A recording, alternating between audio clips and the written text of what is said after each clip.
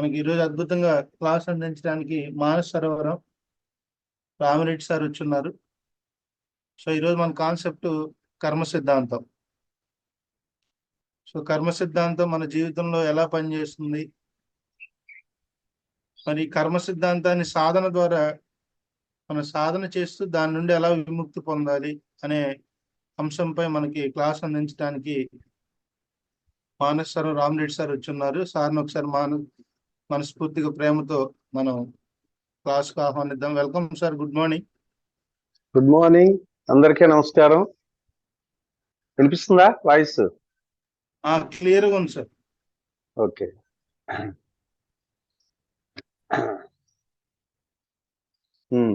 ఏంటి స్టార్ట్ చేయమంటారా?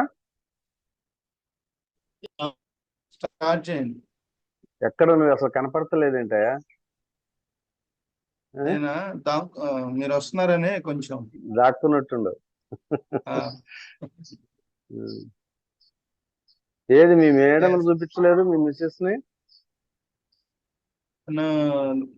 బయట ఉన్నారు సార్, సరే వాకింగ్. సరే. ఓకే ఫ్రెండ్స్, అందరికీ నమస్కారం అండి. ముందుగా ఆధ్యాత్మికత అనే పదానికి అర్థం తెలియని నాకు ఆత్మజ్ఞానాన్ని తెలియజేసి వందలు కాదు వేలాది మంది ఆత్మబంధువులు ప్రసాదించిన బ్రహ్మర్షి పితామహ పత్రిజీకి, మరి ఈరోజు మీ అందరితో పరిచయ భాగ్యం కలిగించడానికి అవకాశం ఇచ్చినటువంటి శివ మాస్టర్కి, మీ అందరికీ కూడా మరొకసారి నా హృదయపూర్వక ధ్యానాభివందనాలండి. గతంలో నేను మీకు క్లాసు కూడా పెట్టి ఒకసారి చెప్పామా? ఒకసారి చెప్పినట్టుండం. సో కర్మ సిద్ధాంతం, వాస్తవంగా ఈ కర్మ సిద్ధాంతాన్ని మొట్టమొదటి నుంచి కూడా నేను అసలు పూర్తిగా విశ్వసించేవాడిని కాదు. ఎందుకంటే చిన్నతనం నుంచి ఒక కరుడుగట్టిన కమ్యూనిస్టుగా, నాస్తికుడిగా, హేతువాదిగా కర్మ కర్మ అంటారు. ఏం కర్మ? అదేమంటే నువ్వు చేసుకున్న కర్మను బట్టే నీ జీవితం ఎలా ఉందిరా అంటే అసలు కర్మ అంటే ఏమిటి? గత జన్మల్లో అంటున్నాడు, గత జన్మలో చేసిన కర్మను బట్టి జీవితం ఎలా నడుస్తుందంటే నాకు చాలా కోపం వచ్చేది. అసలు గత జన్మలు మరో జన్మలు ఎవడు చూశాడు? దీనికి ప్రాతిపదిక ఏంటి? ఎవడు దీన్ని సాక్ష్యాధారాలతో నిరూపిస్తాడని చెప్పి ఎవడన్నా జన్మాని అంటే వాడి జుట్టు బీకిందాక వెళ్ళిపెట్టేవాడు. నీ తాత చూశాడని, ముత్తాత చూశాడు అన్నట్టు చాలా ప్రెజర్ తోటి బాగా గట్టిగా వాదించేవాడు. కాలక్రమేణా మరి ఈ ఆధ్యాత్మిక జీవితం, ఈ పిరమిడ్ స్పిరిచువల్ సొసైటీలోకి వచ్చిన తర్వాత, ఈ పత్రిజీ చెప్పినటువంటి బోధనలను విన్న తర్వాత నాలో ఒక ఆలోచన రేకెత్తింది. అంతకుముందు అనుకునేవాడిని, మరి నిజంగా కర్మలంటూ ఉంటే మన కళ్ళ ముందు ఒక రెండు రకాల వర్గాలను గమనించినప్పుడు, ఒకరు ప్రేమ, సేవ, కరుణ, ధర్మం, నీతి, న్యాయం అంటూ ఒక చీమకు కూడా అపకారం చేయనటువంటి ఒక సాధు స్వభావంతో సాక్షాత్తు మరి ఆ భగవంతుడినే నమ్ముకొని అనేక ప్రార్థనలు, పూజలు చేస్తూ దాన ధర్మాలు చేస్తున్నటువంటి జీవితాలలో ఎన్నో రకాలటువంటి ఒడిదుడుకులు, మరి కష్టాలు, దుఃఖాలు, ఇబ్బందులు, వాళ్ళ యొక్క జీవిత పరిస్థితి చూస్తే పగవాడి కూడా ఇలాంటి స్థితి రాకూడదురా అన్నట్టుగా ఉంటుంది. అంత దుర్భరమైన జీవితాన్ని గడుపుతూ ఉన్నారు. మరొక కోణంలో చూస్తున్నప్పుడు అసలు దేవుడు లేదు, దెయ్యం లేదు, పాపం లేదు, పుణ్యం లేదు, నాకు కావాల్సిన దానికోసం నేను ఎంతకైనా తెగిస్తా, అవసరమైతే వాడి మోసం చేసేనా లేదంటే వాడి ప్రాణం తీసైనా సరే నాకు కావాల్సింది సంపాదించుకుంటానని చెప్తూ ఎంతో కిరాతకంగా, క్రూరంగా, హింసాత్మకంగా వ్యవహరించేటువంటి కొంతమంది జీవితాలు చూస్తే వన్ వే ట్రాఫిక్ లాగా చాలా అద్భుతంగా జీవిస్తున్నారు. ఎక్కడ ఏ విధమైన పాపభీతి లేదు, ఏ కష్టాలు దుఃఖాలు లేవు, వన్ వే ట్రాఫిక్ లాగా వెళ్ళిపోతున్న వాళ్ళ లైఫ్ అంతా. మరి నిజంగా ఆ భగవంతుడు అనేవాడు ఉండి చేసిన దానికి ఫలితం వచ్చింది అనుకున్నప్పుడు మరి ఇంత కిరాతకంగా దుర్మార్గం వ్యవహరించే వాళ్ళ జీవితాలకి ఇన్ని సుఖభోగాలు ఎందుకు కల్పిస్తున్నాడు? సాక్షాత్తు నువ్వే నా దైవం అంటూ మరి నిన్ను నమ్ముకొని నువ్వు చెప్పిన విధంగా దానాలు ధర్మాలు పూజలు పునస్కారాలు చేసేవాడి జీవితాల్లో ఇన్ని దుర్భరమైనటువంటి కష్టాలు ఎందుకు ఇస్తున్నాడు? ఆ భగవంతుడికి దయ లేదా అని చెప్పి చాలా వ్యతిరేకించేవాడు. ఇవన్నీ ట్రాష్, చెప్పే మాటలకి దీనికి సంబంధం లేదు అనుకున్నటువంటి ఒక వ్యతిరేక ధోరణి ఉంది. తర్వాత ఈ పిరమిడ్ స్పిరిచువల్ సొసైటీలోకి వచ్చిన తర్వాత మరి వీళ్ళు చెప్పిన దాన్ని బట్టి చూసుకున్నప్పుడు నా జీవితాన్ని నేను కొంచెం సునిశ్చితంగా సూక్ష్మంగా పరిశీలించినప్పుడు వాస్తవానికి మరి ఏమీ లేని స్థితిలో, ₹1 కూలికి లేనటువంటి స్థితిలో నేనేమి పూజలు పునస్కారాలు ప్రార్థనలు భజనలు చేయకపోయినా మరి ఈనాడు కలలో కూడా ఊహించినటువంటి అద్భుతమైనటువంటి జీవితాన్ని ఒక కోటీశ్వరుడిగా మారి ఎన్నో సుఖభోగాలు అనిపిస్తున్నటువంటి నాకు ఇలా ఎందుకు జరుగుతుంది? మరి నాకన్నా ఇంకా ఎంతో సేవ చేస్తూ ప్రేమ సేవ కరుణ అంటూ, అలాగే అప్పుడప్పుడు అనేవాడు రాముడి చాలా కష్టపడి స్థాయికి వచ్చాడని. అసలు నేను వాస్తవంగా కష్టం అంటూ నాకు తెలియదండి, నా పనేదని చేసుకుంటూ వస్తున్నా. మరి కష్టం అంటూ జరిగితే నా స్నేహితులు నాకన్నా 10 రెట్లు కష్టపడ్డాడు నా ముందున్నారు, వాళ్ళ జీవితాలు ఇంకా అధోగతికి దిగజారిపోయారు. ఎందుకు ఇలా మార్పు జరుగుతుంది అని నా జీవితంలో జరిగినటువంటి ఈ మార్పుని గమనించిన తర్వాత నాలో ఒక ఆలోచన రేకెత్తింది. వాస్తవంగా దీంట్లో ఏదో మర్మం ఉంది అని చెప్పి మరి ఆ పత్రిజీ యొక్క బోధనలను అనుసరించి అప్పుడు నమ్మాల్సి వచ్చింది. గత జన్మలు మరు జన్మలు అనేవి ఉన్నాయి. ఈ జన్మల కర్మ సిద్ధాంతం అనేది చాలా ముఖ్యమైనటువంటి పాత్ర పోషిస్తుంది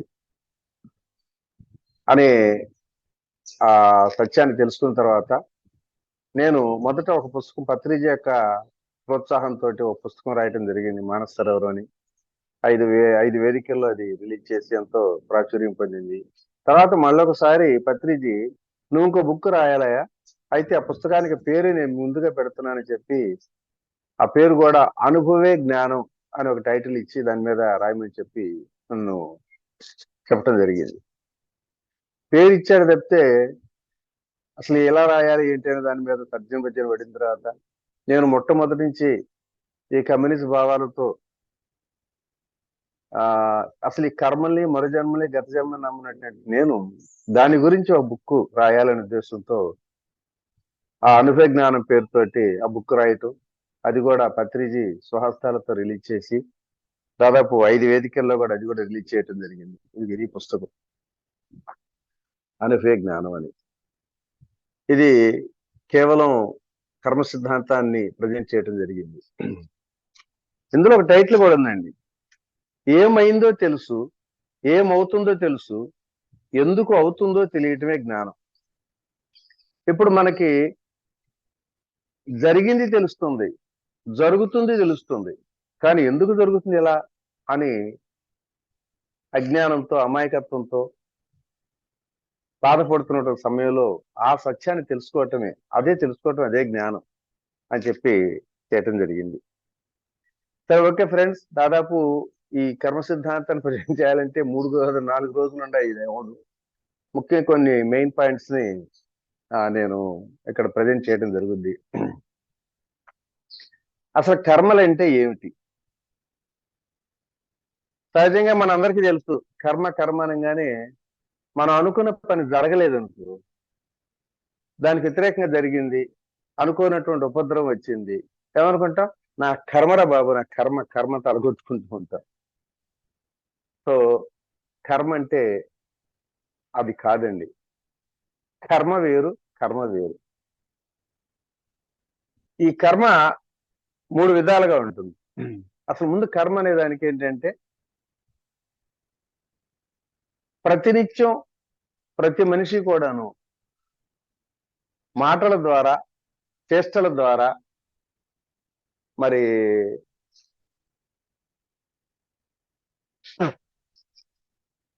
మాటల ద్వారా, చేష్టల ద్వారా, ఆలోచనల ద్వారా, భావాల ద్వారా చేసేటువంటి ప్రతి చర్యను కూడా కర్మగానే భావించాలి.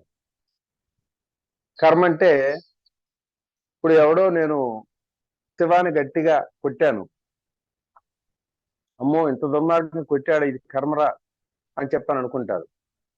కానీ పైకి నవ్వుతూ శివాని లోపల ఎంతగానో ద్వేషిస్తూ, వ్యతిరేకిస్తూ, తిడుతూ ఉన్నాను అనుకోండి, అది కూడా కర్మగానే భావించాలి. సో అందుకని మాటల ద్వారా, చేష్టల ద్వారా, ఆలోచనల ద్వారా, భావాల ద్వారా ఏ పని చేసినా కూడా ఇది కర్మగానే భావించబడుతుంది. అయితే ఈ కర్మని చేసే సమయాన్ని బట్టి, ఆయా సందర్భాలను బట్టి 3 విధాలుగా దాన్ని డివైడ్ చేయడం జరిగింది. 1 ఆగామి కర్మలు, 2 సంచిత కర్మలు, 3 ప్రారబ్ధ కర్మలు అని 3 పేర్లు, ఏదో పేరు పెట్టుకోవాలి కాబట్టి 3 పేర్లుగా దాన్ని చెప్పడం జరిగింది. ముందుగా ఆగామి కర్మల్ని చూద్దాం. తల్లి గర్భం నుంచి జన్మ తీసుకొని తనువు చాలించేంత వరకు చేసే కర్మలు మొత్తం కూడా ఆగామి కర్మల కిందే వస్తాయి. అంటే ఇప్పుడు ప్రజెంట్ మనం జన్మ తీసుకున్న దగ్గర నుంచి మనం చివరి దాకా ప్రతి క్షణము, ప్రతి నిత్యము చేసేటువంటి కర్మని ఇది ఆగామి కర్మల కింద కూడా వస్తామండి. అయితే ఇక్కడ ఈ ఆగామి కర్మల్లో మరి కొన్ని ఫలితాలు వెంటనే వస్తాయి, కొన్ని ఫలితాలు తర్వాత తదనంతరం కూడా వస్తూ ఉంటాయి. అంటే ఇప్పుడు ఈ ప్రస్తుత జన్మ 2 కర్మల యొక్క పర్యవసానంగా చూస్తూ ఉంటుంది. అది ఎలా అనేది దాని తర్వాత చెప్తాను నేను. అది ఇప్పుడు మనందరికీ తెలుసు, చాలా మందికి కూడా దానం చేస్తే, ధర్మం చేస్తే, మరి మంచి చేస్తే మనకేదో పుణ్యం వస్తుంది, ఆ పుణ్యం ద్వారా ఆ భగవంతుడు మనకేదో మంచి చేస్తాడు అనేటువంటి భావనతోటి ప్రతినిత్యం తనకున్న దాంట్లో నుంచి దాన ధర్మాలు, సేవ, సాయము ఏదో చేస్తూ ఉంటాం. మరి నాకు చిత్రంగా ఇప్పటికీ అర్థం కాదు ఏంటంటే, ప్రతి ఒక్కళ్ళు మంచి చేస్తే మంచి జరుగుతుంది అనే భావనతో తనకున్నటువంటి అవకాశాలను బట్టి దాన ధర్మాలు, పుణ్యాలు, ప్రార్థనలో, దేవుడి భజనలో చూస్తూ ఉంటారు. అదే మనుషులు మళ్ళీ అన్యాయంగా, కిరాతకంగా, క్రూరంగా, దుర్మార్గంగా వ్యవహరించే స్థితిగతులు ఉంటామండి. మరి మంచి చేస్తే మంచి జరుగుతుంది అన్నట్టు భావంతో ఉన్నాడు, చెడు చేసినప్పుడు మనకు చెడు జరుగుద్ది అన్నటువంటి ఆలోచన మనిషికుంటే అసలు చెడు చేయరు, అక్కడ మాత్రం గుర్తురాదు. ఇప్పుడు గుళ్ళకి వెళ్తాం, ఆ గుళ్ళో ఏదో కళ్యాణం చేయించాలి, అంత మంచి జరగాలి ఉద్దేశంతో కొంత ఖర్చు పెట్టేసి ఆ కళ్యాణం చేయించేసి ఆ స్వామివారికి మొక్కులు దగ్గర ఒప్పించుకొని మరలా ఆ హుండీలో కొంత డబ్బులు వేసి ప్రశాంతంగా అమ్మయ్య మా పాపాలు కష్ట అన్ని కూడా క్లియర్ అయిపోతాయి, నేను చేసిన దుర్మార్గాలన్నీ కూడా క్లియర్ అయిపోతాయి అని ఒక భావంతో వస్తా ఉంటారు. మళ్ళీ బయటకు వచ్చిన తర్వాత మళ్ళీ యథామాముడే, మళ్ళీ లంచాలు, అవినీతి, లంచగొండితనాలు ఇవన్నీ మామూలు చేస్తారు. అంటే ఇప్పటి వరకు కూడా మనం చేసినటువంటి ఈ పాపాలన్నీ కూడా ఆ భగవంతుడికి ఒక నైవేద్యం లాగానో, లేకపోతే ఒక దాన్ని ఏమంటారు కళ్యాణం చేసో, ఇంకోటి చేసో, హుండీలో చేసో పాపాలని కడిగేసుకున్నాం, అంత ఫ్రెష్ అయిపోయాం, మళ్ళీ చేసేప్పుడు మళ్ళీ కొనాలన్నా మళ్ళీ పోదాం అనే భావంతో ఉంటారేమో అనిపించేది. ఎందుకంటే అసలు నిజంగా ఇక్కడ పాపం చేస్తే చెడు జరుగుతుందనే భావంతో ఉన్నాడు, మరి పుణ్యం చేస్తే మంచి జరుగుతుందనే భావంతో ఉన్నప్పుడు పాపం చేసి చెడు జరుగుతుంది అనేటువంటి ఆలోచన చేయలేరు కదా. సో కాబట్టి ఇక్కడ మంచి జరగాలి అనేటువంటి భావన అందరికీ ఉన్నప్పుడు చెడు చేస్తే కూడా చెడు జరుగుతున్నటువంటి ఆ భావన కూడా మనకు ఉండాలి. ఇది ఎలా ఉంటుందంటే, ఈ ప్రారబ్ధ కర్మ, ఇది ఆగామి కర్మలు 2 రకాలుగా ఉంటాయి. ఒకటి ఈ కర్మ చేసినప్పుడు వెంటనే ఫలితం వస్తుంది. కొన్ని కర్మలు తర్వాత తదనంతరం వస్తూ ఉంటాయి. ఇప్పుడు ఉదాహరణకి శివ నన్ను ఒకసారి బాగా దూషించాడు, నా మీద చెడుగా ప్రచారం చేశాడు. ఆ సంగతి నాకు తెలిసింది. తెలిసినప్పుడు మరి ఆ శివాని ఒక రోజు మీ అందరి ముందు క్లాసులో జరుగుతున్నప్పుడు నన్ను అనవసరంగా ద్వేషించావంట, తిట్టావంట, జాగ్రత్త, ఇట్లాంటి పిచ్చి పిచ్చి మాటలు మాట్లాడబాక అని చెప్పి నేను అందరి ముందు అతను గట్టిగా దూషించాను అనుకో. అతను కూడా కోపం వచ్చి, ఎవరు చెప్పాడండి మీకు ఇష్టం వచ్చినట్టు నా మీద అబండాలు ఇస్తున్నారు, మీరంటే నేను ఆ మాటలు పడను, జాగ్రత్త, అది ఇదని అతను కూడా నన్ను బాగా వ్యతిరేకించి దూషిస్తాడు. అంటే నేను ఒక కర్మ చేశాను, ఆ కర్మకి వెంటనే ఫలితం వచ్చింది, రియాక్ట్ అయ్యాడు ఇది శివ. సో ఆ విధంగా నన్ను కూడా మళ్ళీ దూషించాడు. ఆ దూషణ ఇంకా బాగా బలంగా ఉన్నప్పుడు నాలో అహం పెరిగి ఇంకా నేను రెచ్చిపోయినప్పుడు అవసరమైతే అతను దెబ్బ కొట్టాను అనుకోండి, అతను కూడా మళ్ళీ యాక్షన్కి రియాక్షన్ మళ్ళీ కొట్టదు. ఈ విధంగా తిట్టుకోవటం కొట్టుకోవటం కూడా జరగచ్చు, చెప్పలేం. అదే స్థితి మరొక వెంకట్రావు అనే ఒక అతను నన్ను కూడా ఇదే విధంగా దూషించాడు, వ్యతిరేకించాడు, నా మీద ఎన్నో అభాండాలు వేశాడు. ఓ రోజు ఆ క్లాసులో, మీ అందరూ ఉన్న క్లాసులోనే వెంకట్రావుని కూడా ఇష్టం వచ్చినట్టు తిట్టాను. నన్ను ఈ రకంగా చేస్తున్నాడు, అబాస్ పాలు చేస్తున్నాడు అని చెప్పి రకరకాలు చెప్పాను. మరి దానికి నేను కర్మ చేశాను కదా, ఆ కర్మ చేసినప్పుడు ఆ కర్మకి ఫలితం రావాలి కదా, అది ఎప్పుడు వస్తుంది?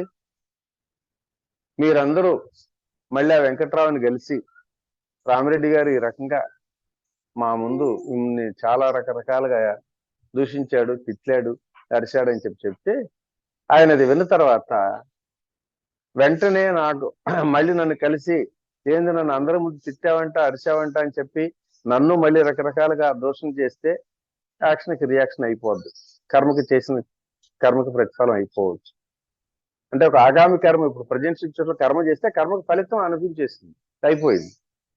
కానీ ఆయన రామిరెడ్డిని తిట్టాడా, సర్లే నాకు ఎందుకంట, ఆయన కర్మకి ఆయనే బాధ్యులే అని కనుక సైలెంట్ గా ఉన్నాడు అనుకోండి, మరి నేను ఒక కర్మ చేశాను కదా, ఆ కర్మకి రియాక్షన్ రావాలి, యాక్షన్కి రియాక్షన్ రావాలి, ఆయన చేయలే.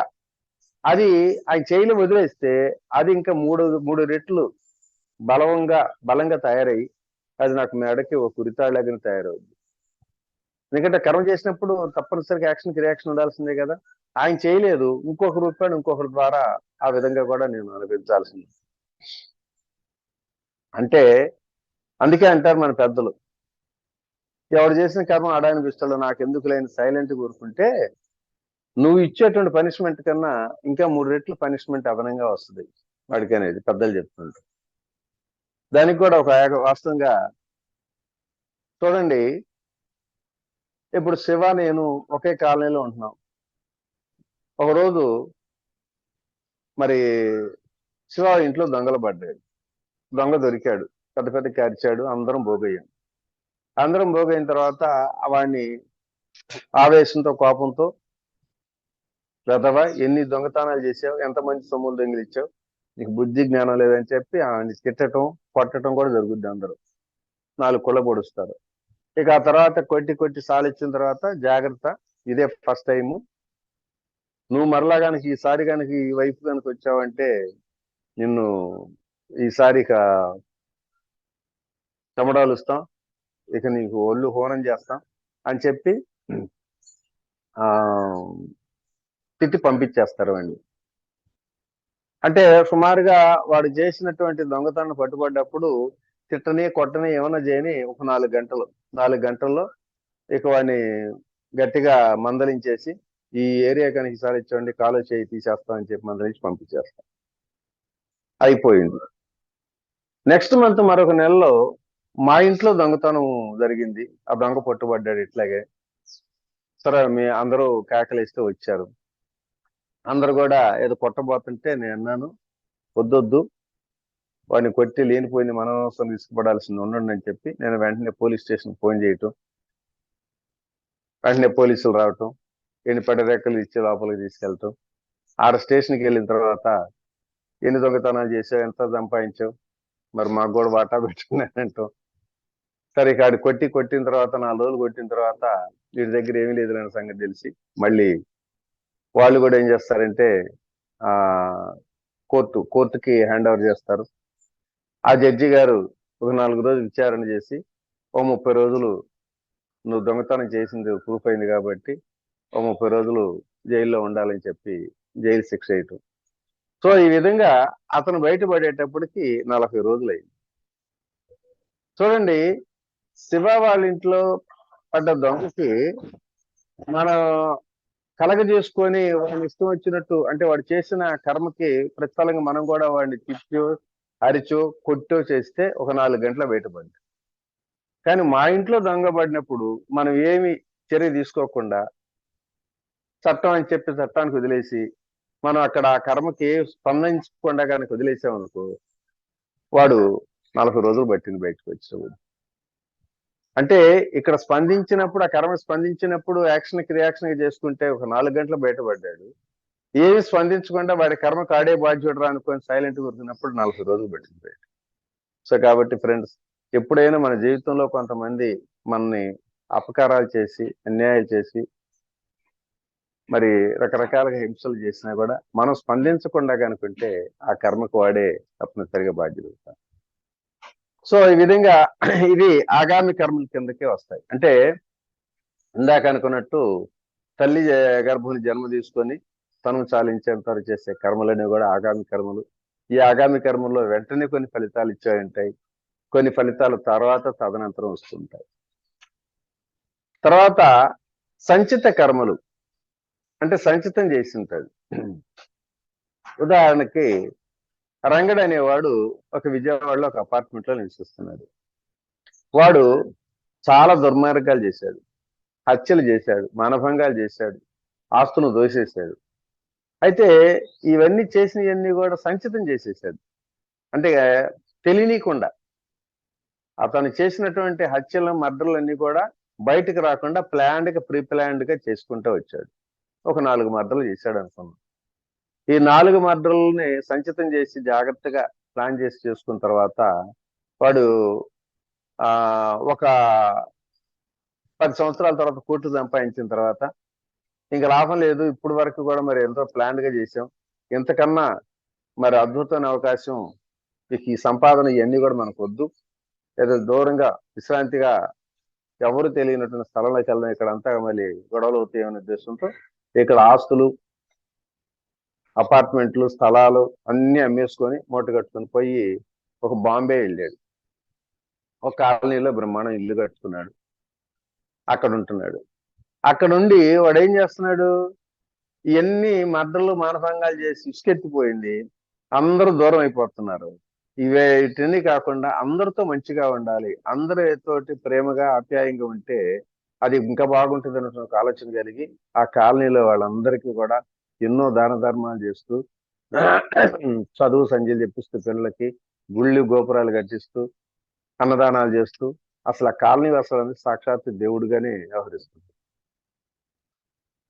4 సంవత్సరాలు జరిగింది. ఈ రంగడు చేసినటువంటి కర్మల్లో ఏదంటే అసలు పెద్దలు వీడి పాపం పండిందిరా అని, ఆ పాపం పండినట్టుగానే వాడు చేసినటువంటి కర్మల్లో మరి ఒక మర్డర్ బయటకు వచ్చింది. ఆ మర్డర్ కేసుని తిరగదోడి విచారణ చేసి ఎవరు చేశారు ఏంటి అని చెప్పి డిసైడ్ అయిన తర్వాత అప్పుడు తెలుసుకున్నాడు రంగడు చేశాడు. రంగడు ఎక్కడ ఉన్నాడు ఎతికిన తర్వాత పోలీసులు పట్టుకొని బాంబేలో పలానా కాలనీలో పలానా ఇంట్లో ఉన్నాడు సంగతి తెలిసి ఆ విధంగా పోయి నిన్ను అరెస్ట్ చేస్తున్నాం అని చెప్పి అడిగారు. వాడేమంటాడు, దేనికి అరెస్ట్ అంటాడు. విజయవాడలో పలానా అపార్ట్మెంట్ లో ఉన్నప్పుడు 5 సంవత్సరాల క్రితం ఒక మర్డర్ చేశావు, ఆ మర్డర్ నువ్వే నేను సంగతి సాక్షాత్ ప్రూఫ్ అయింది కాబట్టి నేను అరెస్ట్ చేస్తున్నాను. చాలే ఊరుకోండి, ఎప్పుడు 5 సంవత్సరాల క్రితం చేసినటువంటి మర్డర్ ఇప్పుడు చేశానండి, ఇప్పుడు పట్టుకుంటున్నారా? ఆ రోజు ఎందుకు పట్టుకోపోయారు, అప్పుడు ఎందుకు అడగలేదు నేను? అయినా అసలు నేను ఎక్కడున్నాను? విజయవాడలో ఒక పలానా అపార్ట్మెంట్ లో ఉన్నప్పుడు అంటున్నారు. ఇప్పుడు నేను అపార్ట్మెంట్ లో లేను కదా, నేను అసలు విజయవాడలో లేను కదా, మరి నేను ఎక్కడో బాంబేలో ఉంటున్నాను కదా, దానికి నాకు సంబంధం ఏంటి అని అన్నా ఆగదు. అలాగే ఈ కాలనీలో వాళ్ళని అడగండి నేను ఎలాంటి పనులు చేస్తున్నాను అని చెప్తే కాలనీ వాళ్ళందరూ కూడా అయ్యో ఆయన సాక్షాత్తు దేవుళ్ళు అంటాడు, మాకు ఎన్నో సహాయాలు చేశాడు, ఆయన మద్దతు చేయటం ఏంటి, ఎంతో పుణ్యాలు చేస్తున్నటువంటి మనిషి అని చెప్పి ఎంతమంది చెప్పినా వినకుండా, బాబు నువ్వు మద్దతు చేసి మాకు నిజమే, మాకు అన్ని సాక్ష్యాలు అని చెప్పి కడరెక్కలు ఇట్లా లాక్కొస్తారు. అవునా?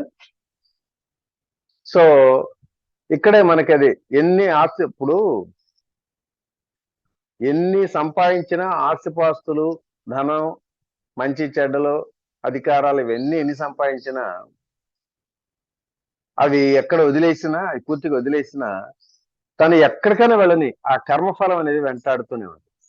అందుకే ఈ జన్మలో చేసినటువంటి కర్మఫలాలు కూడా మరు జన్మలో కూడా కర్మఫలాలు వెంటాడుతూనే ఈ దేహం ద్వారా, ఈ శరీరం ద్వారా ఎన్ని కర్మలు చేసినా ఈ కర్మఫలాలన్నీ కూడా కొంచెం సంచితం చేసి దాస్తున్నా నెక్స్ట్ జన్మలో మళ్ళీ ఖచ్చితంగా బ్రాటవరవుతే తప్పనిసరిగా అనుభవించాల్సింది.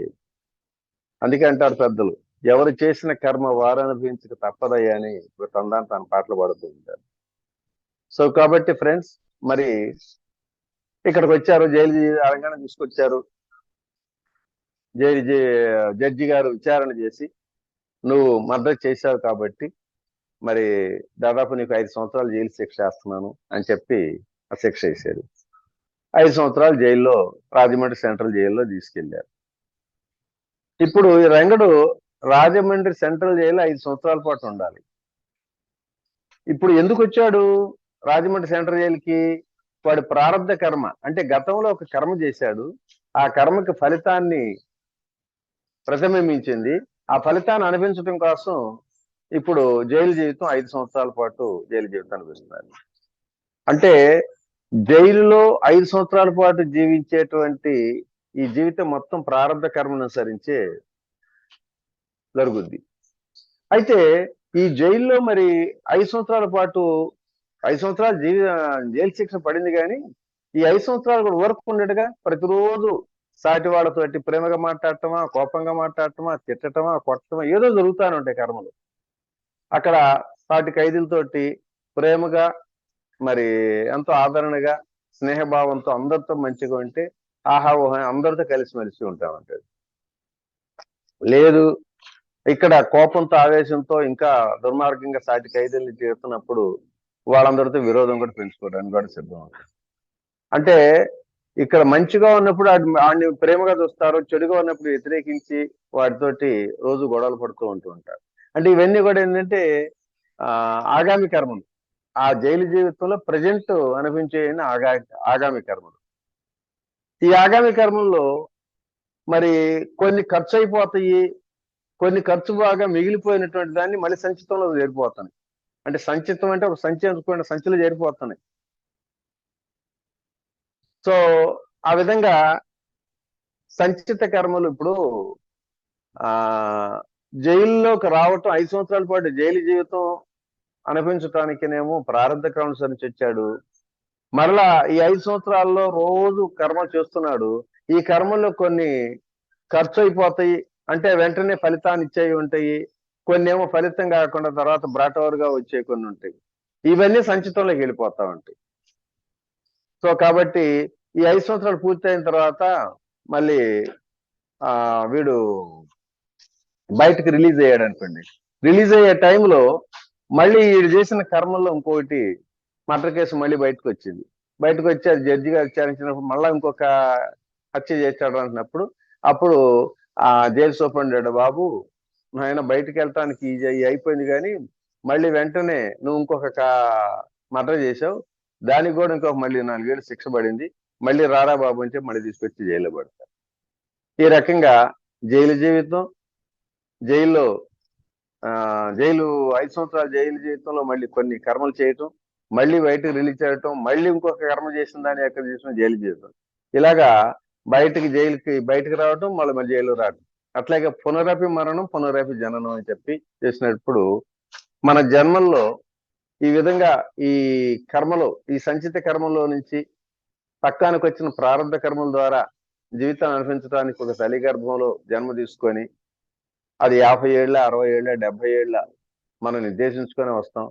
అది పూర్తి అయిన తర్వాత మరలా ఈ శరీరాన్ని వదిలేసి మరలా ఆ పైకి వెళ్ళిన తర్వాత మళ్ళీ ఆ కర్మల సంచిలో ఆ సంచిత కర్మలో నుంచి కొన్ని పక్వానికి వచ్చిన కర్మల ద్వారా మళ్ళీ ఒక జన్మ తీసుకురావడం జరుగుతుంది. ఈ రకంగా పునరేప జన్మం, పునరేప మరణం. ఈ కర్మల యొక్క ఫలితాల్లో అంటే ఆ మెచ్యూరిటీ అయినటువంటి ఆ ప్రారంభ కర్మల్లో అన్ని పుణ్యకర్మలు కనుక పక్వానికి వచ్చినాయి అనుకోండి, ఒక అద్భుతమైనటువంటి ఒక కోటేశ్వరుడు ఇంటో బట్టి మరి జీవితాన్ని ఎంతో భోగంగా వైభోగంగా నడపడానికి అవకాశం ఉంటుంది. లేదు అన్ని పాపకర్మలే గనక పక్వానికి వచ్చి ఉన్నప్పుడు ఆ కర్మలు అనుసరించి ఒక ఆగర్భ దరిద్రుడి ఇంట్లో పుట్టి ఎన్నో రకాలటువంటి కష్టాలు, నష్టాలు, దుఃఖాలు, బాధలు అనిపించాల్సిన పరిస్థితి వస్తుంది. లేదు కొన్ని పాపకర్మలు పుణ్యకర్మలు రెండు గనక మనకి సమానంగా వచ్చినప్పుడు కొంతకాలం దుర్భరమైన జీవితాన్ని గడుపుతున్నా మళ్ళీ అంచెలంచెలుగా మరి వాడు మళ్ళీ ఊహకందనటువంటి అద్భుతమైన జీవితాన్ని కొనసాగిస్తూ భోగాలు వైభోగాలతోటి జరుగుతూ ఉంటామండి. సో ఇది మన కళ్ళ ముందు జరుగుతున్నటువంటి ఈ జనన మరణ చక్రం జరుగుతూనే ఉంటుంది. మరి మనందరికీ తెలుసు, ఒకప్పుడు టీ అమ్ముకున్నటువంటి మోదీ గారు ఈనాడు భారతదేశానికి ప్రధానమంత్రిగా మారటం అంటే ఎవడైనా ఊహించాడా? అలాగే అమెరికా అబ్రహాం లింకన్ మరి ఒక చెప్పులు గుట్టే ఒక వ్యక్తి కొడుకుగా ఉండి అగ్రరాజ్యానికి అధినేత అయ్యాడు. అలాగే ఒక చేపలు పట్టే కుటుంబంలో అతి సాధారణ నిరుపేద కుటుంబంలో పుట్టినటువంటి అబ్దుల్ కలాం భారతదేశానికి రాష్ట్రపతి అయ్యాడు. ఇవన్నీ వాళ్ళు చేసుకున్నటువంటి ఆ ప్రారంభ కర్మల్లో ప్రారంభ కర్మలో నుంచి అన్ని పుణ్యకర్మలన్నీ రిలీజ్ అయినప్పుడు చేసేటువంటి కర్మ, ఇవన్నీ మన కళ్ళ ముందు కనిపెడుతున్నటువంటి సత్యాలే. కాబట్టి మిత్రులారా, మరి ప్రతినిత్యం ప్రతి సందర్భంలోనూ మనం కర్మ చేస్తుంటాం. ఈ కర్మల యొక్క ఫలితాన్ని బట్టి ఇక్కడ జీవితం నడుస్తూ ఉంటుంది. అయితే ఈ కర్మల ఫలితం అయిపోయిన తర్వాత వెంటనే వెళ్ళిపోవాలి, మళ్ళీ ఈ శరీరాన్ని వదిలిపెట్టుకోవాల్సిందే. ఇప్పుడు 5 సంవత్సరాలు జైలు జీవితంలో తీసుకొచ్చి వేసాడు రంగన్ని. 5 సంవత్సరాల తర్వాత చూపండి బాబు నువ్వు రిలీజ్ అయ్యావు అంటాడు. ఏమండి నేను ఎందుకంటే రిలీజ్ అయ్యి బయటికి పోవటం, 5 సంవత్సరాలు నాకు ఇక్కడ హాయిగా ఉంది, చక్కగా రోజు ఏ శ్రమ పడకుండా నాకు భోజనాలు పెడుతున్నారు, బ్రహ్మాండంగా ఉంది, సాటి ఖైదీలతో నేను ఎంతో ఫ్రెండ్లీగా ఉంటున్నాను, నేను ఇక్కడే ఉంటాను సార్ అంటే ఉంచుతాడా? కానీ ఒక రోజు అదనంగా ఉంచును సార్ అన్న 1 గంట కూడా ఉండటానికి లేదు, టైం ఏది నువ్వు వెళ్ళంటే. లేదు 5 సంవత్సరాల్లో ఏమండి 4 సంవత్సరాలు 364 రోజులు చేశాను కదా జైలు జీవితం, ఒక్కరోజు ముందు వదిలిపెట్టనన్నా వదిలిపెట్ట. అట్లాగే ఈ ప్రారంభకను అనుసరించి ఈ శరీరం, ఈ దేహం జన్మ తీసుకొచ్చినప్పుడు ముందుగానే ప్లానింగ్ ఇది ఇన్ని సంవత్సరాలు అని చెప్పని ఉంటుంది. దానికి తగ్గినటువంటి అన్ని సంవత్సరాలు బాధలో, కష్టాలు, నష్టాలు అనుభవించుతూ ఉండాల్సింది. కొంతమంది చూడండి మన కళ్ళ ముందు జరుగుతూ ఉంటే నాకు ప్రత్యక్షంగా తెలిసింది ఏంటంటే, నాకు బాల్య స్నేహితుడు కనీసం టీ కూడా తాగడు, అంత పర్ఫెక్ట్ ఆరోగ్యంగా ఉంటాడు, వ్యవసాయ పనులు చేసుకుంటూ ఉంటాడు. మరి అట్లున్నప్పుడు ఒక రోజు కరెక్ట్ గా 45 సంవత్సరాలు వయసే, భార్యాబిడ్డలతో చక్కగా మాటలు చెప్పుకొని రాత్రి పడుకున్నాడు. తెల్లారు ఉదయంకల్లా అయిపోయింది. భార్య ఇచ్చి ఏది ఇంకా లెగవండి ఇంకా సేపు అయింది అని చెప్పి పాపం దుప్పటి లాగేసేస్తే తన్నుకుని ఉన్నాడు, చనిపోయి ఉండేది. అదే మా బావగారు అని ఒక ఆయన ఉన్నాడు, 14వ సంవత్సరం వయసు నుంచి అన్ని సప్త వ్యసనాలు, గద్దాలు, కిల్లీలు, సిగరెట్లు, తాగుడు, మందు అన్నీ ఉన్నాయి. 85 సంవత్సరాల దాకా మరి జీవితాన్ని కొనసాగించేది. అంటే ఆయన ప్రారంభకు అనుసరించి ఆ జీవితాన్ని 8 సంవత్సరాలు నిర్దేశించుకొని వచ్చాడు, దాని తగ్గట్టుగా ఉండాల్సింది. మన కళ్ళ ముందు జరుగుతున్న సత్యాలు. కాబట్టి ఫ్రెండ్స్, మరి ఏమిటి దీనికి పర్యవసానం? ఇంకెందుకంటే టైం పెద్దగా ఎక్కువ ఉండదు, తర్వాత మీ ప్రశ్న జవాబులు కూడా నేను మాట్లాడదాం. కాబట్టి ఈ పునరపి జనం, పునరపి మరణం అనేది కంటిన్యూ జరుగుతూ ఉంటది. జన్మ తీసుకోవటం, ఈ జన్మ ద్వారా ఆ కర్మల యొక్క ఫలితాలను అనుభవించుకుంటూ మరలా ఈ శరీరాన్ని వదిలేసి, ఇది ఎలా ఉంటుందంటే ఒక విశాఖపట్నంలో ఒక వ్యక్తి ఉద్యోగం చేసి అక్కడ తను చేసిన కర్మల ద్వారా కొన్ని ఆ ఇంట్లో ఒక అద్దె ఇంట్లోకి వచ్చి అద్దె ఇంటి ఉంటూ ఉద్యోగం చేసి కొన్ని వస్తువులు సంపాదించుకొని వాటిని అనుభవిస్తూ తర్వాత ఆయన మళ్ళీ విజయవాడ ట్రాన్స్ఫర్ అయినప్పుడు అద్దె ఇంట్లో ఉన్నటువంటి వస్తువులు మళ్ళీ ఒక మూట కట్టుకొని ఒక ట్రక్కులో వేసుకొని ఏ రకంగా మరొక విజయవాడలో అద్దె ఇంట్లోకి వస్తాడు. అద్దె కొంప లాంటి ఈ శరీరం ద్వారా అనేక కర్మలు చేస్తూ ఆ కర్మల్ని కొన్నిటిని అనుభవించి మిగిలిపోయినటువంటి కర్మలు సంచితం చేసుకుని మూటేసుకొని మరొక అద్దె కొంప లాంటి ఇంట్లోకి వచ్చినట్టు మళ్ళీ అద్దె కొంప లాంటి ఇంకో శరీరానికి వస్తూ ఉంటాడు. ఇలా జనన మరణ చక్రాల్లో తిరుగుతూనే ఉంటాడు. మరి ఏమిటి దీనికి ముక్తి మోక్షం? ముక్తి మోక్షం అంటారే, దీనికి విముక్తి ఏంటి ఎప్పుడంటే ఇక ఈ జన్మ లేకుండా తాలించు. మరి ఈ జన్మ అదే నాకు ముక్తి కావాలి, మోక్షం కావాలి, ఈ జన్మ ఆఖరి జన్మ కావాలి అని చెప్పి అంటూ ఉంటారు. అవన్నీ కావాలంటే ఏం చేయాలి? ఇక్కడ అన్ని పుణ్యకర్మలు చేసుకో బాబు, పుణ్యకర్మలు చేసుకుంటే నీకు ఈ జన్మలో మొత్తం ముక్తి కలుగుద్ది అని అంటూ ఉంటారు. అది కూడా వాస్తవం కాదు. పుణ్యకర్మలు చేసుకుంటే బంగారు సంఖ్యలు, పాపకర్మలు చేసుకుంటే ఇనప సంఖ్యలే. ఏ కర్మ చేసినా సంఖ్యలే. మరి ఇంక కర్మ చేయటం ఎందుకు? అటువంటిప్పుడు సంఖ్యలు పట్టడం ఎందుకు అని చెప్పి నేను ఏ కర్మ చేయనంటానికి అది వీలు కాదు. ప్రతి క్షణము ప్రతి నిత్యం ఏదో కర్మ చేస్తూనే ఉండాల్సిందే. మరి ఎలా ఈ బంధనాల నుంచి ముక్తి కావాలంటే ఎలా అంటే, ఈ ప్రారంభ కర్మ జన్మ తీసుకొచ్చినప్పుడు ఇక్కడ ఈ ప్రారంభ కర్మలను ఖచ్చితంగా అనుభవించాలి. తర్వాత ప్రతినిత్యం చేసే ఆగామి కర్మలని సంచితం కాకుండా ఎప్పటికప్పుడు ఆ కర్మలన్నిటినీ క్లియర్ చేసుకుంటూ ఆ సంచిత కర్మలు క్లియర్ చేసుకున్న తర్వాత మరి సంచితం అయినటువంటి జన్మల నుంచి వచ్చినటువంటి ఆ కర్మలన్నిటినీ ఎలా దాన్ని క్లియర్ చేసుకోవాలంటే అప్పుడే మహానుభావుడు భగవద్గీతలో చెప్పాడు, జ్ఞానాగ్ని కర్మ దగ్ధానం. జ్ఞానం అనేటువంటి అగ్నిలో ఆ కర్మలు మొత్తం దగ్ధమైపోతాయనండి.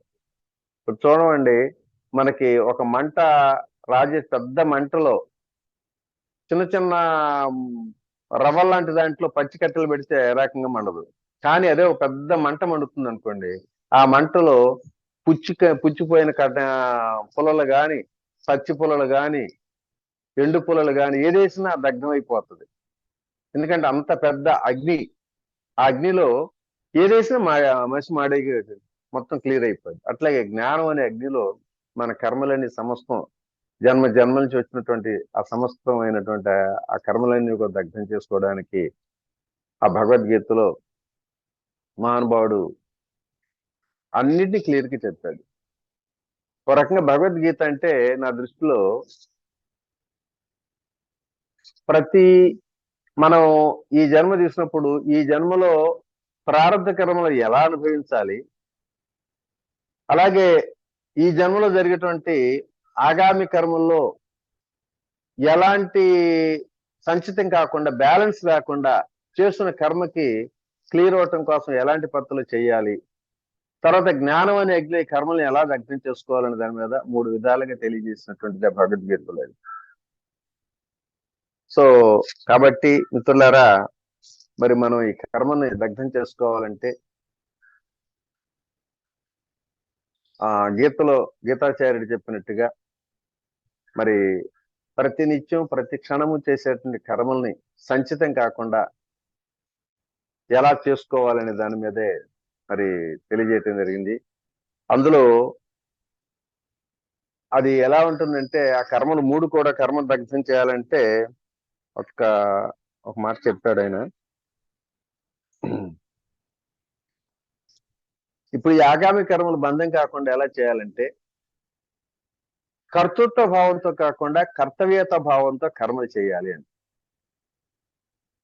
ఇప్పుడు ఇందాక మనం అనుకున్నాం, ఏ కర్మ చేసినా కర్మకు తగ్గ ఫలితం వస్తుంది అనేది, అవునా? ఇప్పుడు సపోజు రంగడు ఒక మర్డర్ చేశాడు, రాముడు అనేవాడిని రంగడు మర్డర్ చేశాడు. ఆ విషయం పోలీసులు తెలిసింది, రంగడిని అరెస్ట్ చేశారు.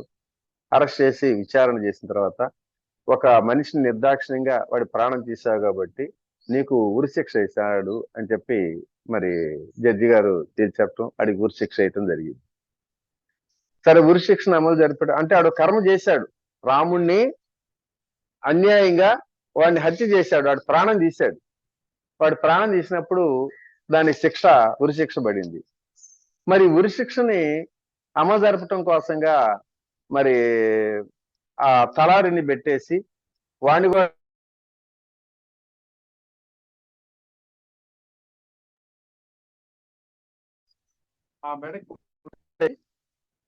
వాడిని ఆ రంగని కూడా చంపేస్తాడు తలారి. మరి రంగడికి రాముని చంపాడనే నెపంతో వాడి ప్రాణం తీశాడని ఉద్దేశంతో ఉరిశిక్ష వేసినప్పుడు మరి వీడి ప్రాణం కూడా తీశాడు కదా తలారికి, మరి వీడి శిక్ష పడుద్దా? మరి ఈ శిక్ష అమలు జరపని చేసిన జడ్జి గారికి ఏమన్నా పాపం అంటుందా? ఏమంటదు. ఎందుకంటే వాళ్ళు కర్తృత్వ భావంతో, వాడు పగతో ద్వేషంతో చేయలే, వాడు కర్తవ్యం, వాళ్ళ డ్యూటీ ఏదో వాళ్ళు నెరవేర్చారు. కాబట్టి ప్రతి ఈ నిశ్చితం జరిగే కర్మను కర్తవ్యత భావంతో కనుక మనం కర్మ చేసినప్పుడు అది బంధం కాదనేది ఒకటి. అలాగే నిష్కామంగా ఫలాసక్తి లేకుండా కర్మ చేయటం, ఏ పని చేసినా ఇది నాకు ఫలితం వస్తుంది, నాకు లాభం రావాలి, ఇలా దానికి ఫలితం రావాలని ఉద్దేశంతో కర్మ చేసుకుంటా, అట్లా కాక నిష్కామంగా ఫలాపేక్ష లేకుండా కర్మ చేయి, దానికి ఫలితం రాదు అని చెప్పాను. ఇప్పుడు పత్రిజీ ఉన్నాడు, ఆయన రోజు కర్మలు చేస్తున్నాడు, కానీ ఇన్ని కోట్ల మందికి ఈ రకంగా జ్ఞానం చెయ్యాలనే ఉద్దేశంతో మరి భార్యా బిడ్డలోని స్థితిగతులు కూడా లేకుండా తన ఉద్యోగాన్ని కూడా రిజైన్ చేసి ఈ రకంగా చేశాడు. ఇన్ని సంవత్సరాల పాటు కర్మ చేశాడు. మరి అది ఏం చేశాడు, ఎట్లా చేశాడు? నిష్కామంగా చేశాడు, ఫలాపేక్ష లేకుండా చేశాడు. అలాంటి కర్మలకి అక్కడ బంధం అనేది ఉండదు. అలాగే లోక కళ్యాణం కోసం ఈశ్వరాత్రి లోక కళ్యాణం చేసే కర్మలు కూడా అక్కడ బంధం ఉండదు. సో 3 విధాల ఈ కర్మల్ని మరి ఈ జీవితంలోనే ఈ 3 విధాల సంచిత కర్మలని 3 పద్ధతులు చేసిన కర్మలకి మరి బంధం కాకుండా ఎప్పటికప్పుడు క్లియర్ చేసుకుంటూ, తర్వాత జ్ఞానాగ్ని కర్మ, జ్ఞానం అనే అగ్నిలో కర్మ మొత్తాన్ని దగ్ధం చేసుకొని ఇది చివరి జన్మ చేసుకోవచ్చు. జ్ఞానాగ్ని కర్మ దగ్ధానం అంటే చెప్పాలంటే చాలా టైం ఉంటుంది. అది జ్ఞానం అనేది దానికి ఒక మాటతో అయ్యేది కాదు. కాబట్టి ఫ్రెండ్స్, మరి ఈరోజు ఇంకా 10 నిమిషాలు ఉంది. సో కాబట్టి ఇప్పుడు నేను చెప్పిన దాని వరకు మీకు ఇంకొకటే, ఎందుకంటే దాదాపు ఒక 3-4 రోజుల పాటు చెప్పిన అర్థం కానిటువంటిది క్లియర్ కాదు. అందుకే నేను ఒక పని చెప్తాను. నేను మన ఈ మధ్య పిఎంసి ఛానల్లో అది గ్రంథాలయం అనే పేరిట ఈ బుక్ మొత్తాన్ని ప్రజెంట్ చేయటం జరిగింది. 1 by 1 చాప్టర్గా, అంటే రోజు ఒక 15 నిమిషాలు 20 నిమిషాలు నేను వీడియో ప్రజెంటేషన్ చేశాను. అది లింక్ పెడతా, మీ గ్రూపులో లింక్ పెడతా. రోజు మీ ఓపికనంత వరకు ఒక్కో చాప్టరా, 2 చాప్టర్లా, 3 చాప్టర్ల టైం బట్టి వింటూ ఉంటే మొత్తం క్లియర్గా 1 by 1గా ఒక క్రమ పద్ధతిలో వస్తూ ఉంటుంది. శివాకి ఆ లింక్ పంపిస్తాను, ఆయన మీ గ్రూప్లో పెడతాడు. మీ గ్రూప్ ఏదో ఉంటుంది కాబట్టి గ్రూప్లో లింక్ పెడితే ఆ లింక్ని క్లిక్ చేయండి చాలు. క్లిక్ చేస్తే చాలు, ఆటోమేటిక్గా మొత్తం అన్ని ఎపిసోడ్స్ వస్తూ ఉంటాయి. ఓకే ఫ్రెండ్స్, మరి మీకు ఇంకేమన్నా డౌట్స్ ఏదైనా ఉంటే ఒకసారి అడగండి. ఎందుకంటే ఎప్పుడు కూడా ప్రశ్న లేనిదే సమాధానం లేదు. ప్రశ్నించటం అలవాటు చేసుకోవాలి.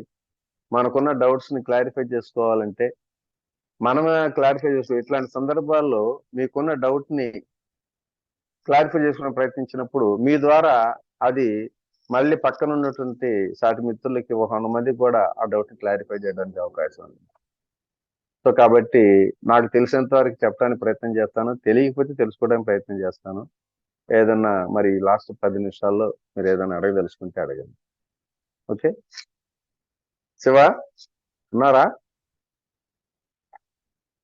ఈయనే మనకు తగిలి ఇచ్చాడు, ఆ పని వెళ్ళినట్టున్నది. ఎవరున్నారమ్మా? ఎవరు లేరా?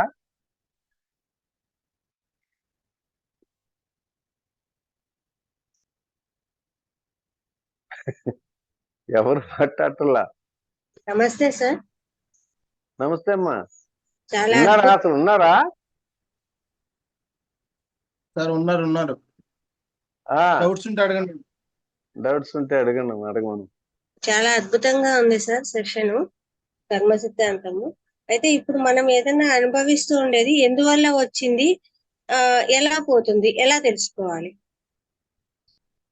ఇప్పుడు ఎందువల్ల వచ్చింది అంటే, మనం ఇక్కడ చేసేటువంటి ప్రతి పని కూడా, ఇప్పుడు శివ నన్ను మోసం చేశాడు, మాయ చేశాడు, నన్ను అన్యాయం చేశాడు అని చెప్పి మనం అనుకుంటూ ఉంటాం. కానీ అది శివ మోసం చేయటం కాదు, శివ ద్వారా నా కర్మని క్లియర్ చేసుకోవడం కోసం, అనిపించడం కోసం వచ్చింది. అందుకే అంటారు ప్రతి కర్మ కూడా ఇక్కడ జరుగుతున్న ప్రతిదానికి బాధ్యుని నేనే. ఇంకొకరు బాధ్యులుగా మనం చేసుకుంటాం, కానీ ప్రతి అనుభవించే ప్రతి కర్మ కూడా బాధ్యుని నేనే అనేటువంటి సత్యాన్ని మనం తెలుసుకోవాలి. ఇప్పుడు శివ నన్ను మోసం చేశాడు, ఒక అలాగా 10 లక్షల రూపాయలు డబ్బులు తీసుకొచ్చి ఎగేశాడు అని చెప్పని నేను బాధపడుతుంటా. కానీ గత జన్మలో నేను ఆ బాకీ ఉంది, ఆ బాకీ ఉంది, ఆ బాకీని తీర్చుకోవడం కోసంగా ఇంకొక వ్యక్తి ద్వారా ఆ విధంగా నేను ఇక్కడ మోసపోవాల్సి వచ్చింది. నేను వేరే గత జన్మలో ఇంకొకరిని మోసం చేశాను. ఆ మోసానికి ప్రతిఫలంగా మరి అది బాకీ తీరాలి కదా. ఇక్కడ ఈయన ద్వారా నేను అట్లా ఆ విధంగా శిక్షణ అనుభవించాల్సి వచ్చింది. అందుకని ప్రతి కర్మ, ఇప్పుడు యాక్చువల్ గా మహానుభావులు కర్మయోగులు, ఈ కర్మ గురించి యోగులు చెప్పిన సత్యాలు ఏంటంటే, గతంలో మనం తీసుకున్న నిర్ణయాలే మన ప్రస్తుతాన్ని నిర్దేశిస్తుంటాయి. అంతే కదా. ఇప్పుడు ఏదైనా మనం గతంలో తీసుకున్న నిర్ణయాలనే ఇప్పుడు ప్రజెంట్ గా అమలు జరుగుతూ ఉంటుంటాయి. అలాగే మనం ఈ రోజు ఇప్పుడు తీసుకున్న నిర్ణయమే మన భవిష్యత్తు నిర్దేశిస్తుంది. కర్మ 2 విధాలుగా ఉంటుంది. ఒకటి బంధించేదైతే, రెండోది విమోచన కలిగించేది. ఇప్పుడు ఇదే కర్మని ఒక కర్మ చేసినప్పుడు ఆ కర్మ మనకి బంధం కూడా ఏర్పడుతుంది, ఒక కర్మ చేసినప్పుడు ఆ బంధాన్ని నుంచి విముక్తి కూడా కలిగిస్తుంది. జనన మరణ చక్రాల్లో నుంచి తప్పుకోవాలంటే మన కర్మే చేయాలి కదా మళ్ళా కూడా. అలాగే ఆరోగ్య సమస్యతో ఎవరన్నా ఉంటే అది వాళ్ళకు ముందు చేసిండేది ఇప్పుడు అనుభవిస్తున్నాము, ఆ కర్మ పోతుంది అనుకోవాలనా సార్? ఎస్, అంతే. ఇప్పుడు ఒక అనారోగ్య సమస్య వచ్చింది, అనారోగ్య సమస్య వచ్చినప్పుడు అంటే మనకి వచ్చిందిలే మన కర్మను నెలకొని కూర్చోవడం కాదు, మన ప్రయత్నం మనం చేస్తాం, మన ప్రయత్నం చేయాలి. ఒక అనారోగ్యం, ఇప్పుడు జ్వరం వచ్చింది అనుకున్నప్పుడు జ్వరానికి తగ్గటువంటి ఒక టాబ్లెట్ వేసుకొని దాన్ని క్లియర్ చేసుకోవాలి. లేదంటే ఒక టానిక్కో లేకపోతే ఇంకేదో ఒక రకరకాల వైద్యాల ద్వారా. ఇది మన కర్మలను కూర్చుంటే కాదు. ఇప్పుడు అదే విధంగా చూడండి, ఒకే రకమైనటువంటి వ్యాధి ఇద్దరికి వచ్చినప్పుడు ఆ ఒకే డాక్టర్ దగ్గరికి వెళ్తారు, ఆ డాక్టర్ కూడా సమానంగానే ఇద్దరికి అదే మంది ఇచ్చాడు. మరి వెంటనే ఒకళ్ళు తగ్గింది, ఇంకొకటి తగ్గలేదంటే డాక్టర్ తప్పు కాదు, మందు ప్రభావం తప్పు కాదు. అప్పుడు వాళ్ళ కర్మ చేసిన దాన్ని బట్టి అనుభవించాలనే దాని మీద ఉంటా ఉంటుంది. సో కాబట్టి ఎప్పుడు కూడా ఏంటంటే కర్మ, ఇప్పుడు అందుట్లో చాలా అద్భుతంగా చెప్పారు మహానుభావులు అంతా.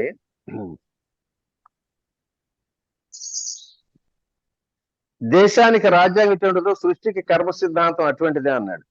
జీవిత చదరంగం లాంటి ఒక ఆట, దీనిని మనం సృష్టికర్తతో ఆడతాం అనేది మల్లాది వెంకటకృష్ణుడు చెప్పాడు.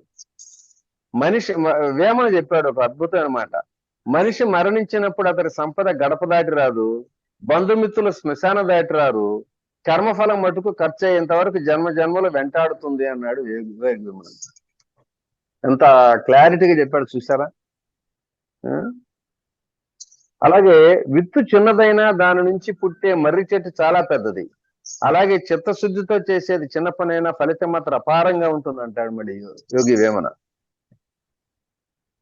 పాపం కాని పుణ్యం కాని పిండిన వెంటనే పాలు ఇచ్చే గోవులు వంటివి కావు, అవి నాటిన విత్తనాల వంటివి అంటాడు సత్యసాయిబాబా. ఇప్పుడు ఒక విత్తనం నాటంగానే వెంటనే చెట్టు అవుద్దా, మర్రి చెట్టు అవుద్దా? మర్రి చెట్టు విత్తనం ఇంత చిన్న విత్తనమే, కానీ అది క్రమేణా పెట్టి మరి ఒక పెద్ద మర్రి చెట్టుకు ఉండాలంటే దాని సమయం తీసుకుంటుందిగా, ఎమ్మటే క్షణాల్లో రాదు కదా. అట్లాగే మన కర్మ చేసిన వెంటనే అది ఫలితం అనేది వెంటనే రాకపోవచ్చు. అది చిన్న కర్మ అయినా దాని యొక్క ఫలితం అనేది కొంత సమయానికి పెరిగి అది మంచి గాని చెడు గాని ఆ విధంగా మనని తప్పనిసరిగా వరిస్తానే ఉంటది. గతంలో ఉన్నంత కాలం ఘర్షణ తప్పదు, గత జీవితమే వర్తమానం ద్వారా రూపాంతరం చెంది భావి జీవితం అవుతుంది అంటాడు జిడ్డు కృష్ణమూర్తి. ఇక్కడ చూడండి, నువ్వు తిన్నది దాన, ఇతరులకు ఇచ్చింది దానం, నువ్వు కోసుకునే పంట నీ గతం. చూడండి చక్కగా చెప్పాడు. ఇప్పుడు నువ్వు తింటున్నది దాన, ఇతరులకు ఇచ్చింది దానం, నువ్వు కోసుకునే పంట నీ గతం. అలాగే నువ్వు నాటే విత్తు నీ భవిష్యత్తు. ఇప్పుడు నువ్వేదైనా ఇత్తు పని చేసావంటే అది నీ భవిష్యత్తు. కర్మ బీజ రూపంలో ఉండి అది పక్వానికి వచ్చినప్పుడు ఎన్నో రెట్లు అధిక ఫలితాన్ని ఇస్తుంది. ఎకరాలలో ఆవరించే మర్రి చెట్టు మూలం నలుసంత విత్తనంలోనే ముడి ఉంది అంటాడు స్వామి వివేకానంద. వాస్తవం కూడా అంతే కదా. మర్రి చెట్టు అంత మహా పెద్ద వృక్షం ఏంటంటే నలుసంత విత్తనంలో ఉంది. అట్లాగే ఒకప్పుడు ఈ జీవితంలో గతంలో కానీ ఇప్పుడు కానీ ఒక కర్మ చేసిన కర్మ చిన్నది అవ్వచ్చు, దాన్ని కాలక్రమేణా పెరిగి ఒక పెద్ద, అది మంచి కానీ చెడు కానీ ఏదైనా కూడా అద్భుతమైనటువంటి ఫలితాన్ని ఇస్తా ఉంటాయి.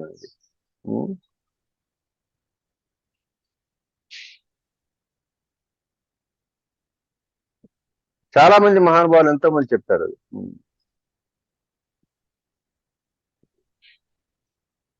ఇంకేంటమ్మా, ఇంకా ప్రశ్న ఏదైనా అడగండి. అయ్యా నమస్కారము. నమస్తే. గత జన్మలో చేసిన పాపాలు కానీ కర్మలు కానీ మనకు తెలియకుండా కొన్ని కర్మలు ఇండైరెక్ట్ గా చేస్తుంటాము. ఇవి మనం ధ్యానం ద్వారా. సురేష్ గారు కొంచెం వాయిస్ పెంచండి, వినపట్ల. మాట్లాడండి. గత జన్మలో చేసిన కర్మలు కానీ మనము తెలియక ఇండైరెక్ట్ గా చేసిన కర్మలు కానీ ధ్యానం ద్వారా అవి తొలగించుకోవచ్చు. ఇప్పుడు మంచి ప్రశ్న అడిగావు. ఇది ఒక పక్కేమో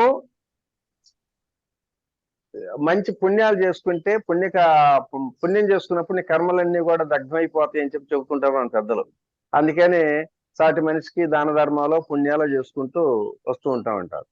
కానీ పుణ్యకర్మ చేసుకుంటే బంగారు సంఖ్యలు, పాపకర్మ చేసే సంఖ్య అయిన సంఖ్యలు అని చెప్పి ఆ బాగా గీతలో కూడా చెప్పడం కూడా జరిగింది.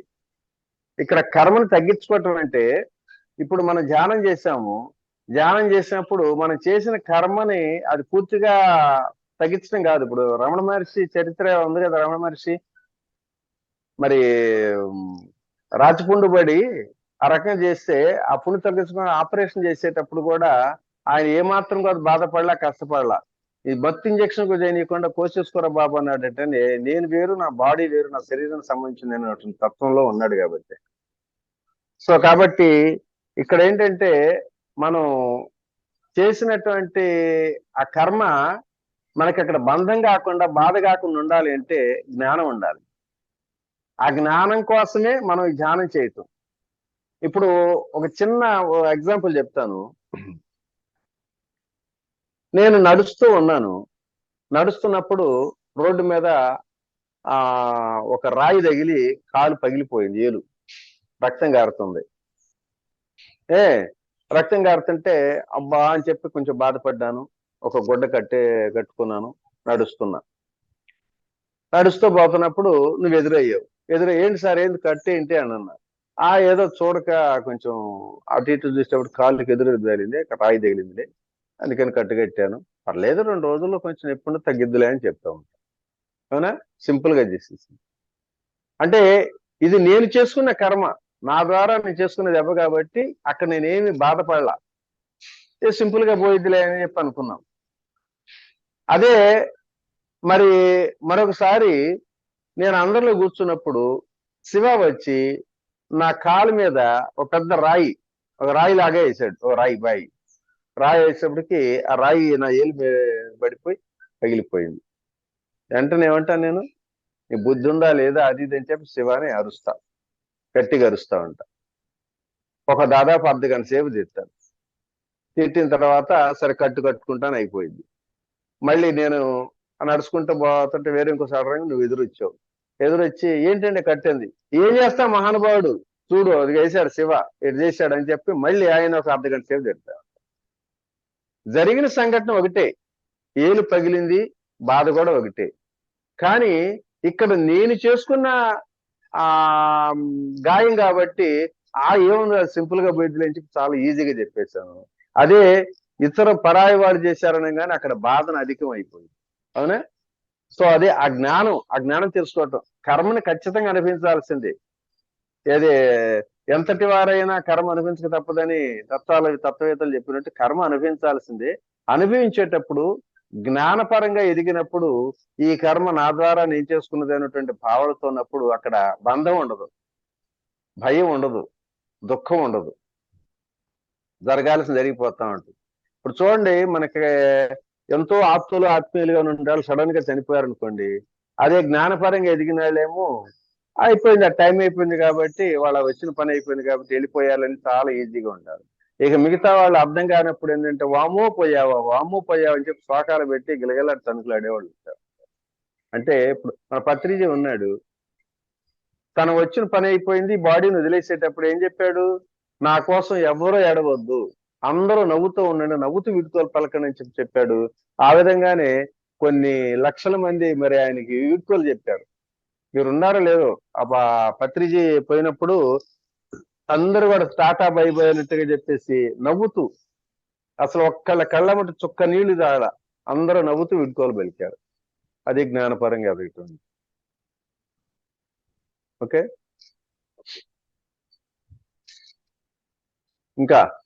ఇంకెవరన్నా ఇంకేమైనా డౌట్స్ ఉంటే అడగండి. సో రామరెడ్డి సార్ దగ్గర అద్భుతమైన జ్ఞానం ఉంది. అట్లాగే ప్రతిరోజు కూడా ఎన్నో మెసేజెస్ కూడా మాకు ఫార్వర్డ్ చేస్తూ ఉంటారు.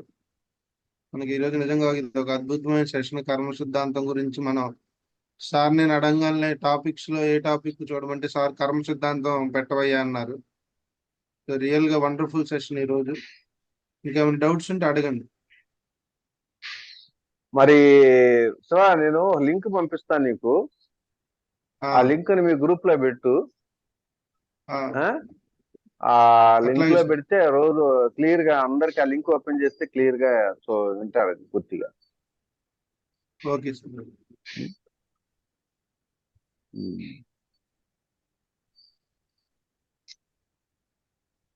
ఏం డౌట్స్ లేవా?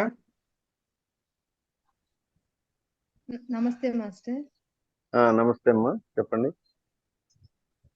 కొంతమంది మనం ఎన్ని పుణ్యాలు చేసినా, ఎన్ని మంచి పనులు చేసినా మనకే ఈ పాపాలు కష్టాలు వస్తున్నాయి అని చెప్పి అంటారు కదండి.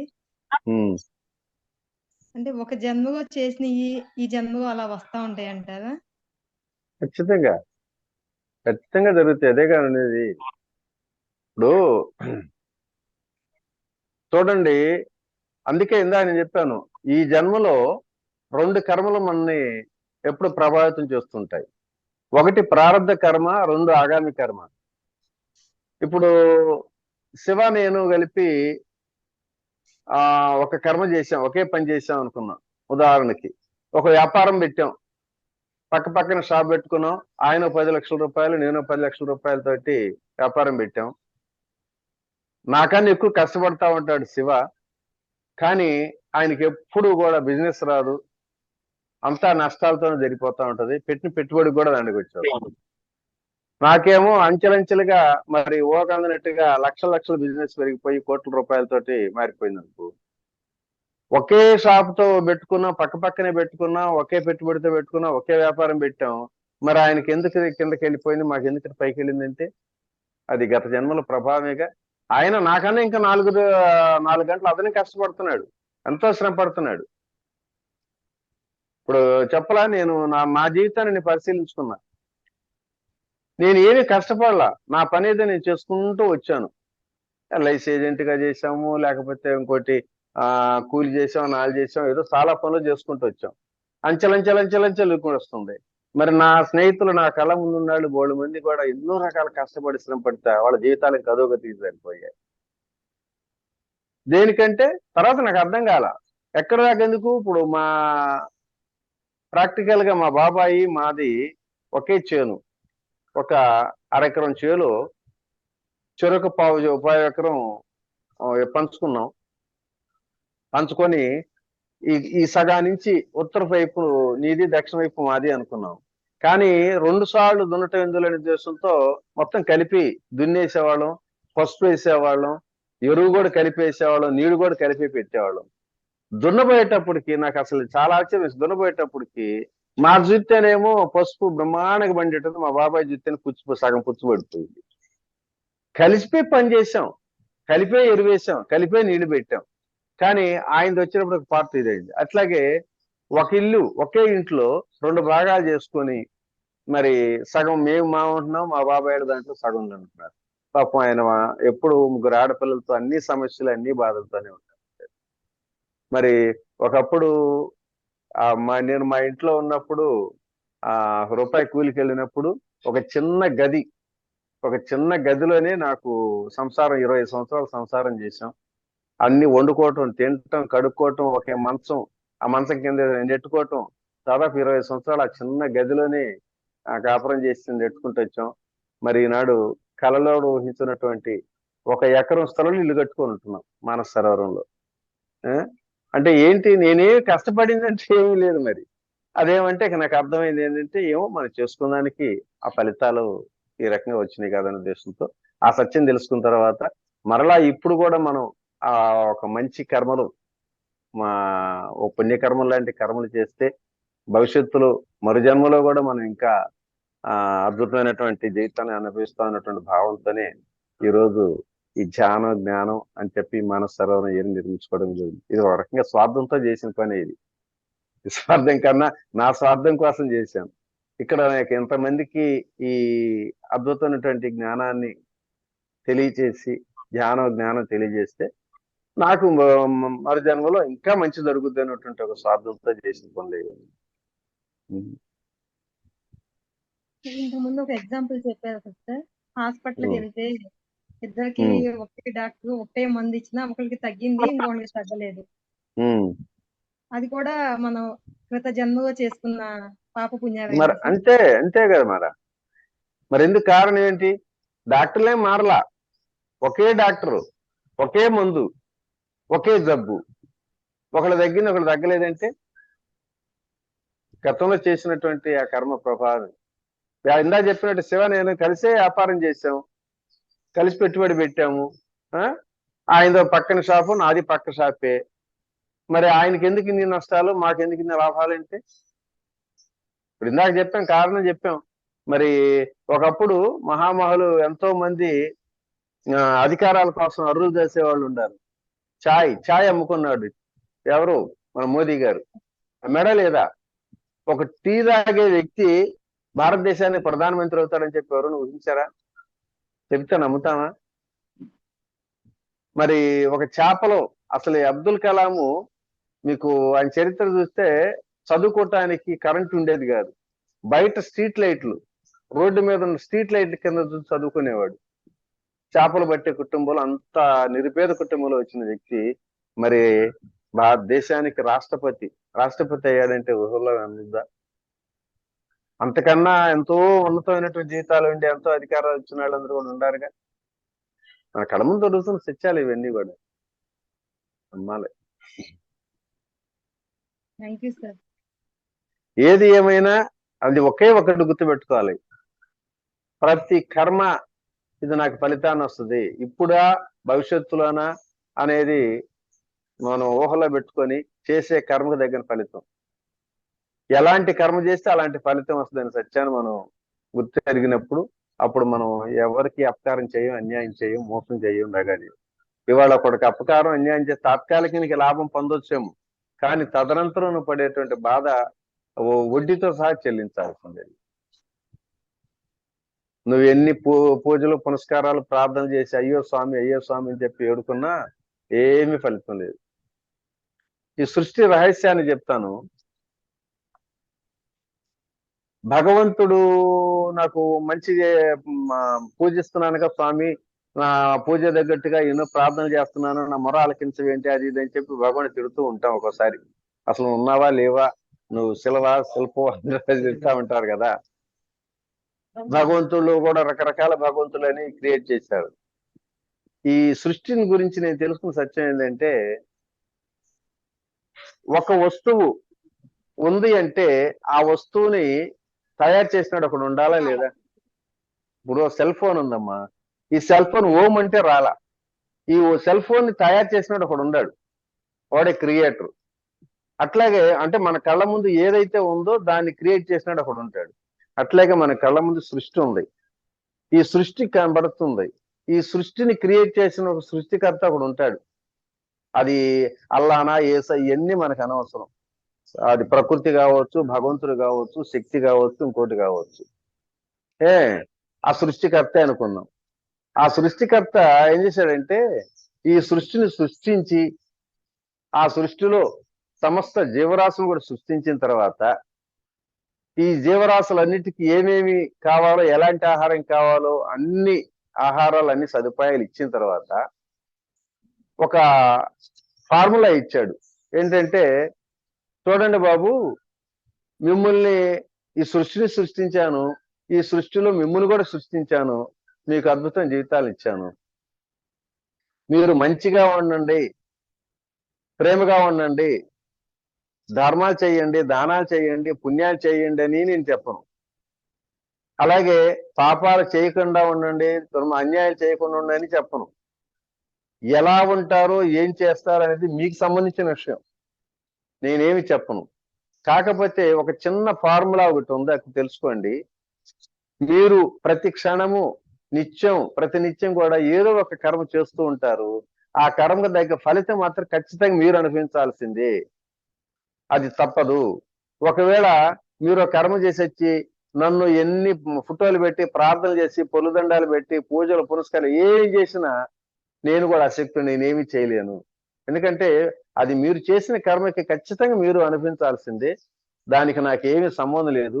అందుకే మీరు ఎన్ని ప్రార్థన చేసినా, పూజలు చేసినా సాక్షిభూతంగా నేను నిమిత్తం మాత్రం చూస్తూ ఉంటాను చెప్తే నేను మీకు ఏ విధంగా సహాయం చేయలేను అనుబాబు అని చెప్పి ఆ ఫార్ములా ఏం చేశాడంటే, దాన్ని మన భాషలో చెప్పాలంటే ఒక సాఫ్ట్వేర్ రూపంలో. ఇప్పుడు సాఫ్ట్వేర్ లో 10x2 20 అనుకో, 10x2 18 పెట్టినా కూడా ఆ సిస్టమ్ లో అదే కనపడుద్దిగా. మనం ఏది క్రియేట్ చేస్తే అదే వస్తుంది.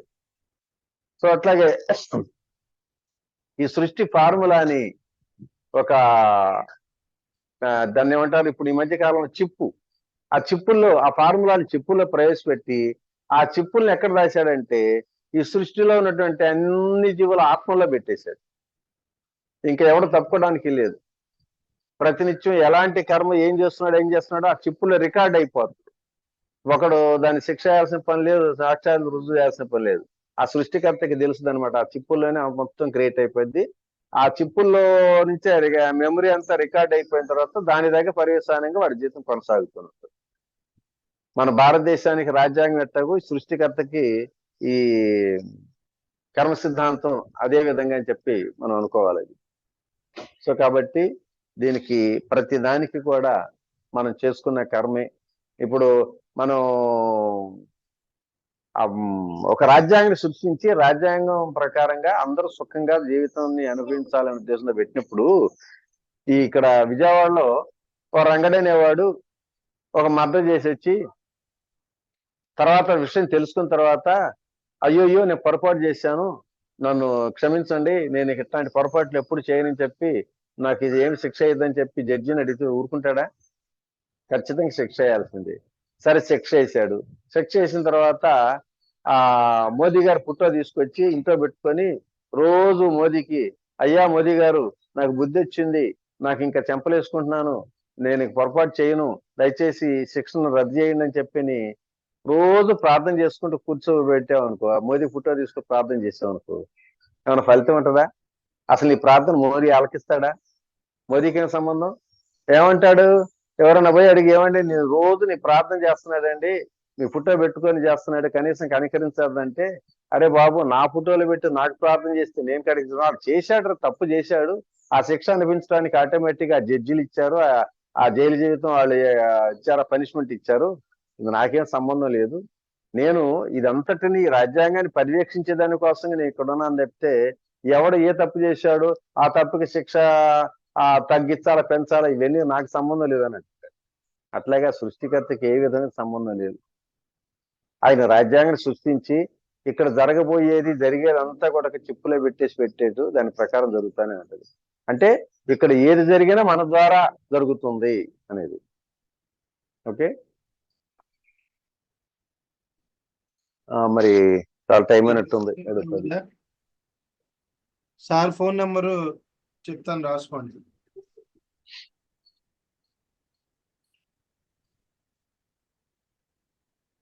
99591 టెక్స్ట్ లో పెడుతున్నాను.